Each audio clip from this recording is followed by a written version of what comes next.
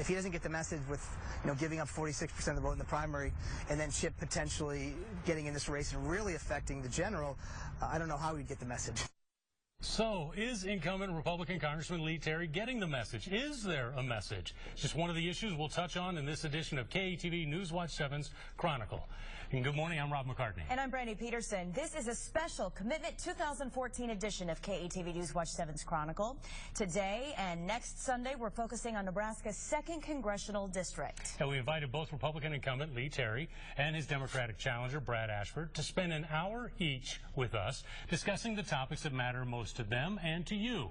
We flipped a coin to see which interview would air first, and we're starting with Congressman Lee Terry. First, a little background on what's happened in the past several months. In the May primary, Congressman Terry faced a tough race in his own primary, beating underfunded challenger Dan Fry by 2,700 votes, only a 6-point margin. And even at the Unity rally the day after the primary, Fry wasn't totally united with his party. To jump in line and say, okay, let's get behind the same thing that we've done for the last 16 years, really destroys the message that I had at the beginning of the campaign, doesn't it? Here's what I would tell you in an effort of unity. If you're completely comfortable and you're content with what's coming out of Washington and you want more of the same, then the congressman's your man. He is. We knew it was going to be a little tight, but we were just concerned on winning, and we got the victory, and I'm happy. Life is good. Now it's time to just look at your issues and connect with the people of the 2nd Congressional District. Well, then in late May, Chip Maxwell, a fairly well-known Republican in town, entered the race as an independent. But 2 months later, in late July, he bowed out. This despite having collected more than enough signatures to make it on the November ballot. He would have presented a formidable obstacle for Mr. Terry, and so must have been under intense pressure by the Republican Party. Locally, yes. Oh, yes. There were Republicans. There were private conversations, so I'm not going to mention any names. Republican names that you would recognize. Please don't do this. Please don't do this. Maxwell says he will vote for Terry this November, but plans to run for Congress as a Republican in 2016.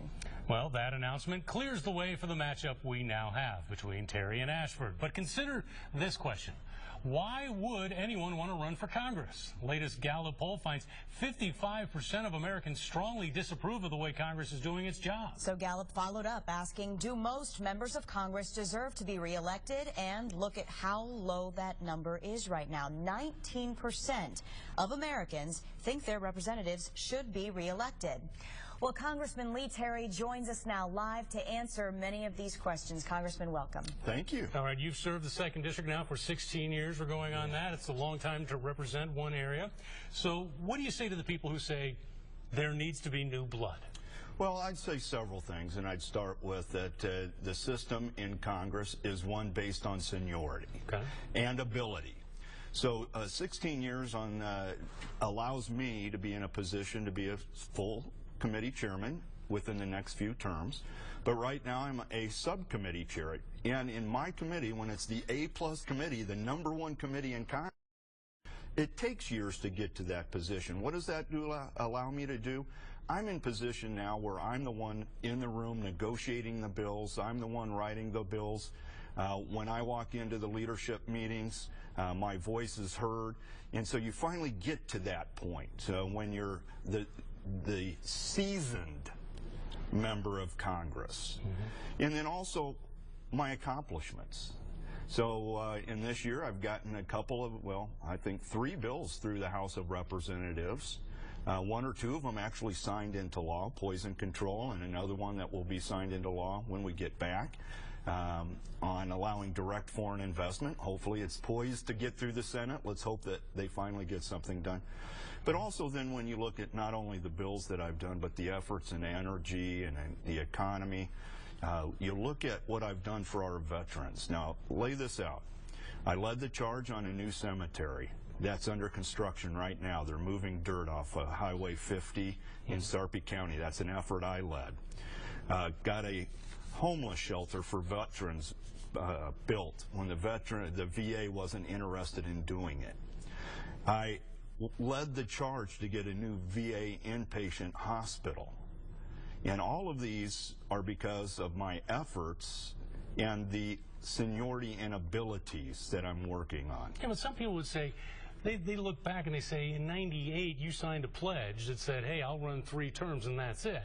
And there are people with long memories who say, hey, you changed your mind. I mean, you were for term limits, if you will, back then, but now you're singing a different tune.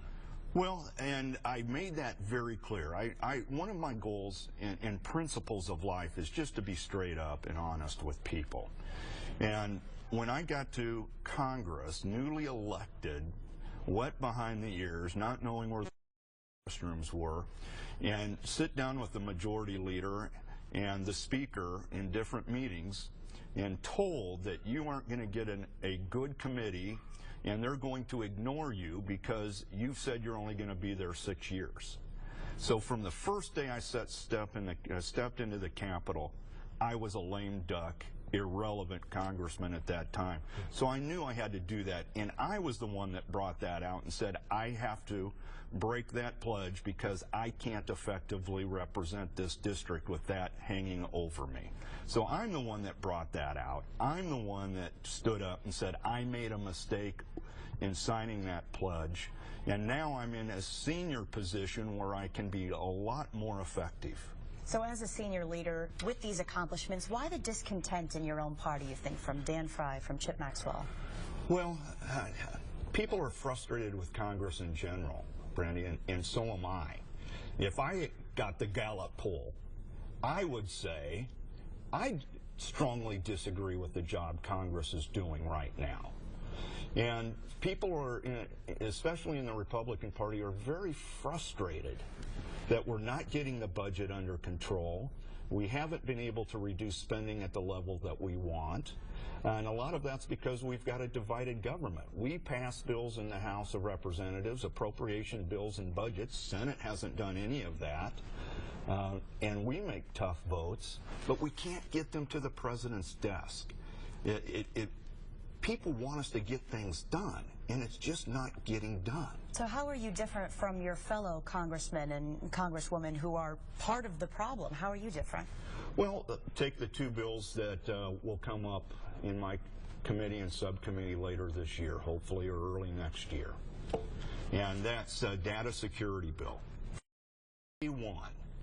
I incorporated 2 Democrats and said, we all know that we need a cybersecurity, data security, breach note.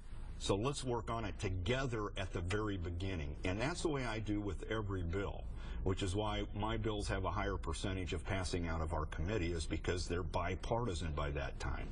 So I was also named about 4 years ago one of the top 10 Republicans to work with. And yeah, there were some in my party that actually held that against me, but I think in the long run, that's an asset to be able to work.